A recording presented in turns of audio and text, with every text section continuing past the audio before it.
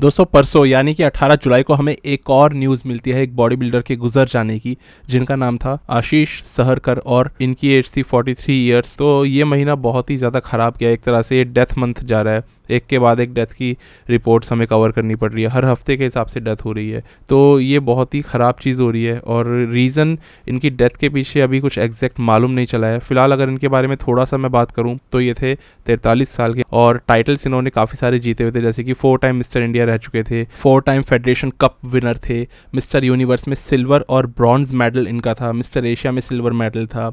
तो इस तरीके की काफ़ी सारी अचीवमेंट्स इन्होंने कर रखी थी। अब बात ये बताई जा रही है कि आशीष के साथ में थी हेल्थ इश्यूज़ की प्रॉब्लम और ये प्रॉब्लम इनके साथ में कुछ समय से लगातार चल रही थी। कुछ लोगों का ये कहना है कि ये किडनी इश्यूज़ से भी लड़ रहे थे और अभी इनकी जो डेथ हुई है उसके पीछे एग्जैक्ट रीज़न किसी को भी नहीं मालूम, लेकिन कुछ लोग नीचे कमेंट कर रहे हैं इंस्टाग्राम में और बता रहे हैं कि किडनी की प्रॉब्लम इनको ज़रूर थी, लेकिन कल जो इनकी डेथ हुई वो हुई हार्ट अटैक की वजह से।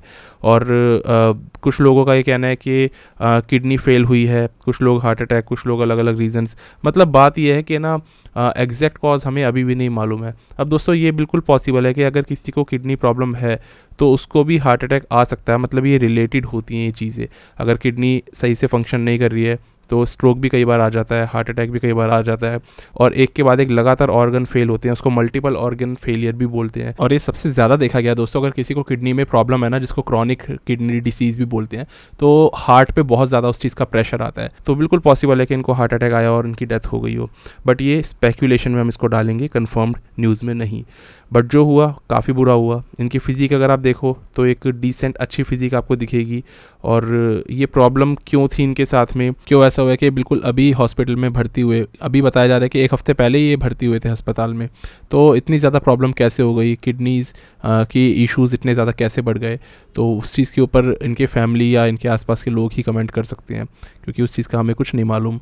लेकिन ये चीज़ें इस तरह से बढ़ती हैं तो फिर एकदम से अंजाम घातक हो जाता है और एकदम फैटल इंसिडेंट इस तरीके के हो जाते हैं। तो ये अलग अलग रीजंस की वजह से अभी जो हमने लगातार डेथ सुनी है, सबके रीज़न अलग अलग हो सकते हैं। तो किसी को भी एक कॉमन प्रॉब्लम से जोड़ करके देखना अभी के लिए गलत होगा, है ना। सब बाहर के जैसे बॉडी बिल्डर्स की डेथ हुई, जो लिंडर की, तो या फिर अभी जो हाल ही में गुस्तावो की हुई, तो किसी की स्ट्रोक से हो रही है, किसी की हेमोरेज से हो रही है और भी उसके पीछे रीजंस हो सकते हैं।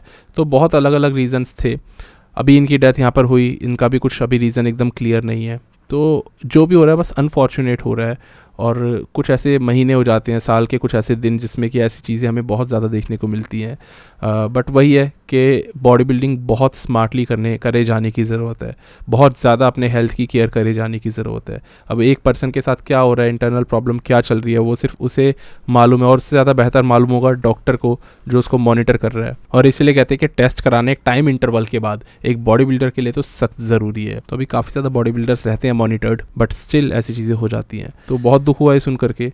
उम्मीद है इनकी फैमिली को, अभी इनके घर वालों को, इनके फ्रेंड्स को, इनके फैंस को इस चीज़ से अभी लड़ने की एक हिम्मत मिले, बिकॉज एकदम से ऐसा हो जाता है तो फिर सब लोग टूट जाते हैं आसपास वाले। तो बस अभी के लिए दोस्तों मैं इसमें यही कहना चाहूँगा।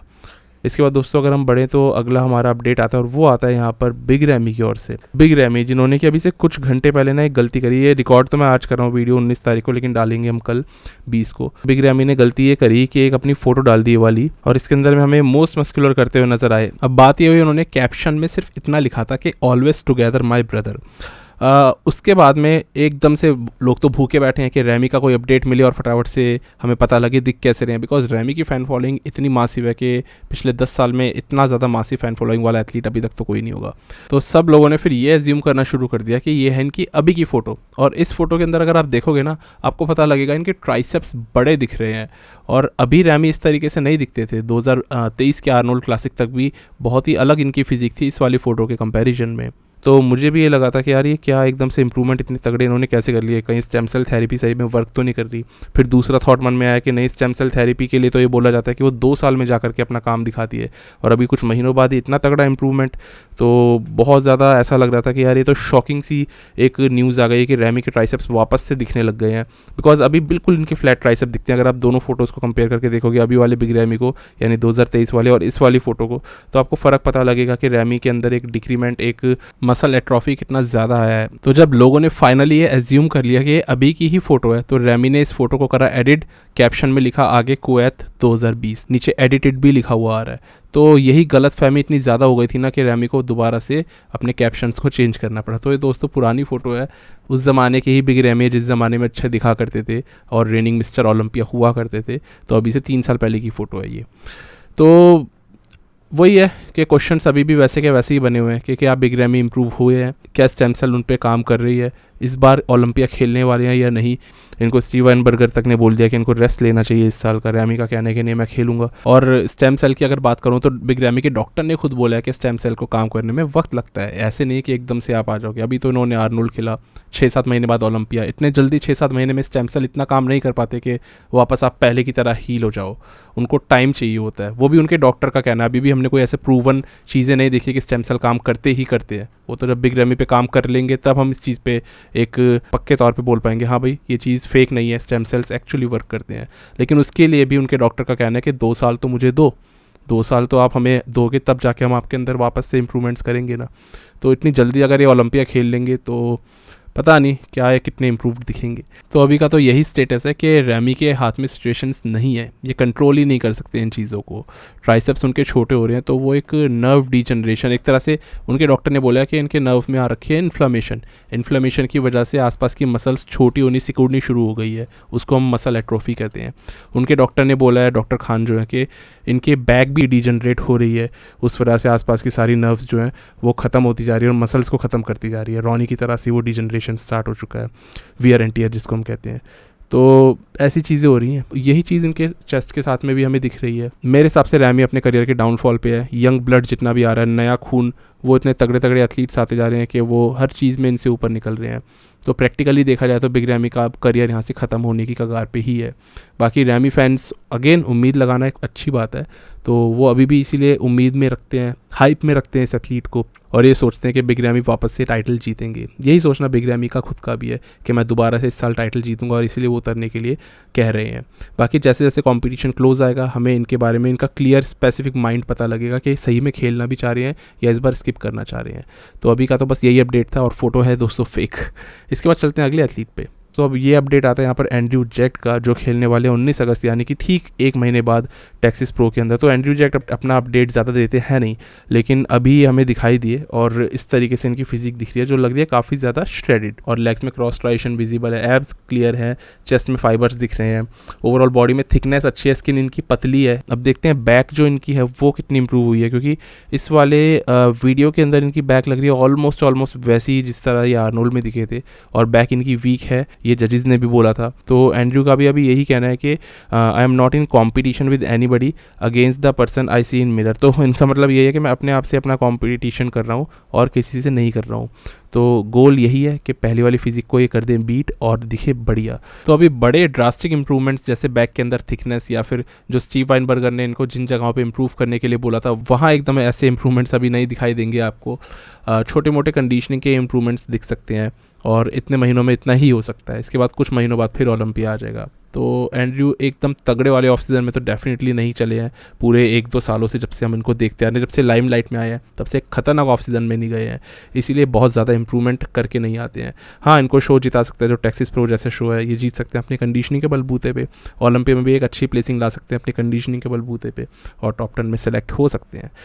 पर एक खतरनाक एथलीट अभी इस साल तो ये नहीं है, आने वाले टाइम में। हाँ, तो अभी इनका अपडेट यही था, इनकी फिजिक इस तरीके से दिख रही है। आपको कितने इंप्रेसिव लगे? इसके बाद दोस्तों अगर हम अगले एथलीट पे चले ना, तो ये एथलीट इसके अंदर आ जाता है ब्लेसिंग ओवेदीपो। ब्लेसिंग हमें मालूम है खेलने वाले हैं 21 से 22 तारीख को होने वाले शिकागो प्रो के अंदर। शिकागो प्रो यही मतलब इसी महीने की बात कर रहा हूँ, यानी कि अब से करीबन 2-3 दिन बाद हमें दिख जाएंगे कम्पीट करते हुए। तो इनका नाम आया है इस लिस्ट के अंदर। बाकी शिकागो प्रो की इस लिस्ट में और किसी भी एथलीट का आपको नाम नहीं दिखेगा जो बड़ा हो, सबके सब एथलीट्स एकदम हल्के रहने वाले हैं। तो ये भी कह पाना मुश्किल है कि ब्लेसिंग के साथ में बिल्कुल टॉप पे कौन सा एथलीट बना रहेगा।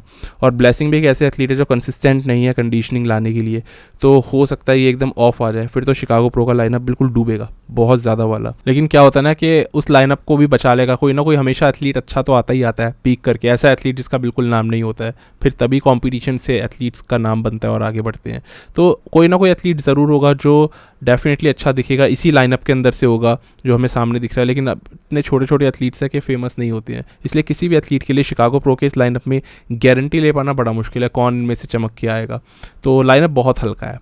लेकिन अगर ब्लेसिंग अच्छे आ जाते हैं, जो इनसे इस बार उम्मीदें हैं, और ये अकेले अपने आप को ट्रेन कर रहे हैं, इनका ये मानना है कि अकेले ज़्यादा अच्छी, ज़्यादा बेहतर प्रेप कर सकते हैं। तो अगर सही में ये जीत गए ना शो इस तरीके से, तो भाई फिर तो ब्लेसिंग एक एग्जाम्पल सेट कर देंगे विलियम की तरह। क्योंकि विलियम ने 2019 में ओलंपिया में खेला था बिल्कुल अकेले खुद से प्रेप करके और सेकंड आए थे।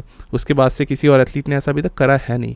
ब्लेसिंग इस बार ये चीज़ कर रहे हैं। अब क्या मालूम, ये एथलीट्स ना बताते भी नहीं है कि इनके पीछे अभी कौन काम कर रहा है कौन नहीं। हो सकता है कोई ना कोई कोच है इनके साथ में जो काम कर रहा हो और हमें ये रिवील करे वही कंपटीशन हो जाने के बाद, जीत जाने के बाद। क्योंकि जब हारते हैं तब रिवील उतना नहीं होता, जीत जाते हैं तो ज़रूर बोलते हैं कि मेरा सक्सेस सारा का सारा जाता है मेरे कोच को। ये हमेशा होता है ना। तो इसलिए मैंने बोला कि ब्लेसिंग का अभी कुछ ज़्यादा अपडेट है नहीं और फिजिक अपडेट भी बिल्कुल नहीं दे रहे हैं। तो मैंने इसलिए याद दिलाने के लिए बताया कि बिल्कुल आ गया इनका कम्पीट करने का टाइम। हमें 2 से 3 दिन बाद दिखेंगे शिकागो में, तब हम कवर करेंगे इस शो को। फिलहाल ना तो इस शो में 212 एक्साइटिंग है और ना ही men's classic physique exciting division है, और इसलिए शो थोड़ा सा छोटा रहने वाला है।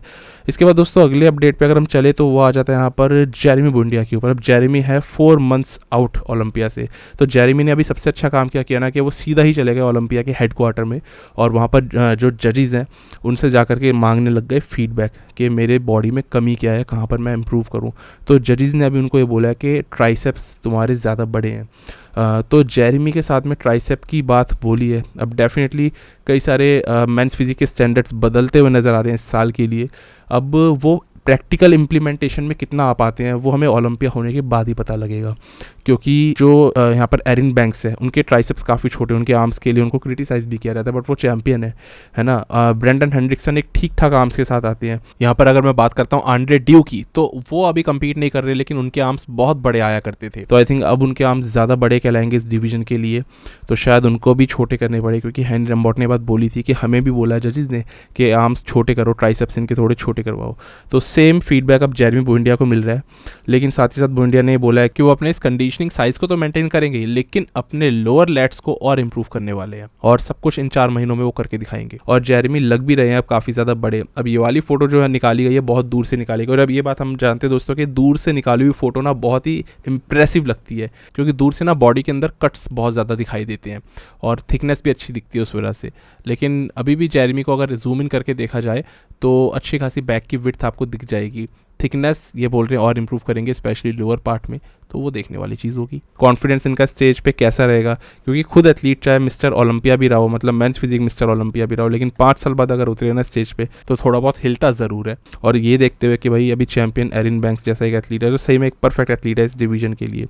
तो जेरेमी का बोलना है कि बेस्ट वर्जन उनका दिखेगा हमें नवंबर में, और वो ये कह रहे हैं कि जितने भी लोग उनको अप्रिशिएट कर रहे हैं, जितने भी लोग उनको सपोर्ट कर रहे हैं, उसके लिए वो बहुत ज़्यादा खुश है और अपने फैंस को वो लेट डाउन नहीं करेंगे। मैं जेरेमी के लिए सही में एक्साइटेड हूँ। अच्छे आए बुरे आए वो वाली बात नहीं है, एक्साइटेड हूँ इसके लिए कि एक इंसान 5 साल बाद आ रहा है और कम्प्लीटली चेंज होकर के मेंटली और फिजिकली बहुत अलग आने वाले हैं, मुझे ऐसा लगता है। और मेंटली अब ये वैसे पर्सन नहीं रहे जिस तरह पहले अपना ये एक आपा खो देते थे ना, इनको गुस्सा बहुत तेज आता था, तो वैसा अब ये नहीं है। तो इसलिए मैं इनकी रेस्पेक्ट बहुत करता हूँ, इसीलिए मेरे one of the favourite men's physique athlete है जेरेमी बुंडिया। देखते हैं साइज़ स्ट्रक्चर इनका, ये बोल रहे हैं बिल्कुल उस जगह पे एकदम पॉइंट पे है जहाँ पर कि होना चाहिए, और ओवरऑल इनकी फिजिक काफ़ी अच्छी आएगी, इस चीज़ की इनको एक उम्मीद है, पॉजिटिवनेस है। आप कितने पॉजिटिव हो जेरेमी बुंडिया को लेकर के मुझे बताना। प्रैक्टिकली आपको क्या लगता है कौन चैंपियन इस बार का बनेगा, ये भी मुझे बताना। अब दोस्तों हम चलते हैं अगले एथलीट के ऊपर, और ये अपडेट आता है दोस्तों नाथन डे आशा के ऊपर, जो अभी से है करीबन 8 हफ्ते दूर अपने आने वाले प्रो शो से, जो है यामामोटो प्रो कप, उसी में ही खेलते हैं और उसी में खेल करके सेटिस्फाई हो जाते हैं। उसके बाद फिर पूरे साल के लिए 1 या 2 साल के लिए ऑफ चले जाते हैं। तो नाथन डे आशा अभी इस तरीके से हमें दिखाई दे रहे हैं और काफ़ी ज़्यादा सॉफ्ट दिख रहे हैं। 8 हफ्ते के हिसाब से बॉडी इसी तरीके से आमतौर पे बॉडी बिल्डर्स की होती है, राउंडनेस अच्छी है, थिकनेस बढ़िया है, लेकिन ऐसे कोई इम्प्रूव्ड बहुत ज़्यादा ये नहीं है किसी भी और जगह पर, और ऐसा ही दिखते हैं। अभी कुछ टाइम से ये अपनी फिजिक बल्कि अच्छी दिखाने लग गए हैं। One of the best physique इन्होंने दिखाई थी अपने लास्ट वाले शो में, तो बीच में ऑफ होने लग गए थे, बीच में काफ़ी सॉफ्ट लगने लग गए थे, पर अभी ये अच्छी फिजिक दिखाने लग गए हैं। प्रॉब्लम यही है कि ओलंपिया में नहीं खेलने आते हैं, और नाथन डे आशा का भी माइंडसेट भी ऐसा है कि मैं ओलंपिया में कभी कभी आऊँगा भी नहीं। उनका काफ़ी हद तक ये बोलना रहा है, मतलब उनकी बातों से ये चीज़ समझ आती है, क्योंकि उनको वैसे भी वीज़ा मिलता नहीं है यूएस का, जिस तरीके के उन पर चार्जेस लगे हुए हैं, उतनी उनकी रेपुटेशन अच्छी नहीं है, तो उन्होंने वो छोड़ ही दिया है ओलंपिया खेलने का इरादा। बाकी यामामोटो होता भी ओलंपिया के बाद ही है आमतौर पे, या ओलंपिया से बिल्कुल इतना पहले होता है कि क्वालिफिकेशन ही नहीं मिल पाए एथलीट को। लेकिन अभी की अगर इनकी फिजिक की बात करी जाए तो दिख रहे हैं काफ़ी ज़्यादा अच्छे, और वेस्ट इनकी वही है कि काफ़ी ज़्यादा लंबी लगती है, मतलब टॉर्सो लंबा है ना इनका, और लैट्स इनके ठीक ठाक खुलते हैं, चेस्ट इनकी थिक दिखती है, शोल्डर्स में थिकनेस अच्छी है, मसल मैच्योरिटी बेसिकली अच्छी है इनकी फिजिक की। जब कंडीशन आते हैं तो मुझे तो बहुत पसंद आते हैं, लेग्स भी इनके मेरे को बहुत बढ़िया लगते हैं, पर अभी ठीक ठाक लग रहे हैं। और वही है कि ओलंपिया में नहीं कम्पीट करते यार ये, और ये करने का ट्राई भी नहीं करते हैं, तो इनका काफ़ी अलग ही विजन हो रखा है। इस वजह से ना एथलीट्स की बात नहीं होती है, जो एथलीट कट जाता है फिर वो कट ही जाता है। इनका हाल, और यहाँ पर बात करूँ मैं सर्जियो ओलिवा जूनियर का हाल, काफ़ी हद तक सेम है। ओलंपिया के एथलीट्स काउंट ही नहीं होते हैं ये दोनों।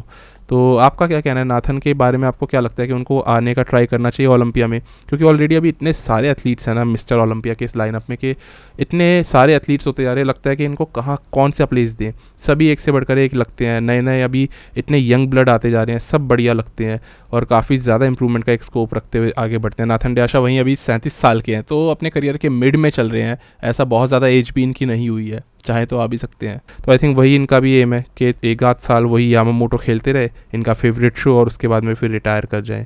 मेनली अपना जिम चलाते हैं ये, और बस यही है इनका, ट्रेनिंग सेशंस वगैरह देते हैं।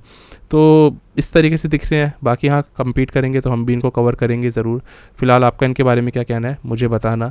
मुझे एक अच्छे एथलीट लगते हैं, लेकिन हाँ वही लगता है कि टैलेंट वेस्टेड, उस तरीके से पोटेंशियल इनका यूज़ करते नहीं है ये, और चीज़ों के चलते, प्रॉब्लम्स के चलते भी नहीं कम्पीट कर पाते। इसके बाद दोस्तों हम अब अपडेट्स तो यहाँ पर ही ख़त्म हो जाते हैं। अब मैं बात करूँगा यहाँ पर उस चीज़ की जिसके लिए मैं अभी कुछ दिनों पहले गया था पुणे, और पुणे में मैंने करा था दोस्तों इंटरव्यू शूट, तो उसके मैंने इंस्टाग्राम पे कुछ अपडेट्स भी डाले हैं, तो वो इंटरव्यू मैं डालूंगा यूट्यूब के ऊपर, और मे बी एक व्लॉगिंग स्टाइल में डालूंगा। आपको व्लॉग देखना पसंद है मेरा कि नहीं ये बताना, क्योंकि मैं लगभग 3 या 4 साल बाद अब व्लॉग डालूंगा चैनल पे। इसके बाद में इंटरव्यूज़ भी आने वाले जो मैंने वहाँ पर जा कर के लिए थे, और एक ऐसा इंटरव्यू है जो कि ट्रेनिंग के दौरान मैंने लिया है। तो इस बार कंटेंट इस तरीके का काफ़ी आएगा, बट हाँ बीच बीच में जो आप लोगों का जैसे फेवरेट अपडेट्स का रहता है कंटेंट, वो तो रहने ही वाला है, ताकि एक जैसा कंटेंट ना हो, सब कुछ मिक्स आता रहे।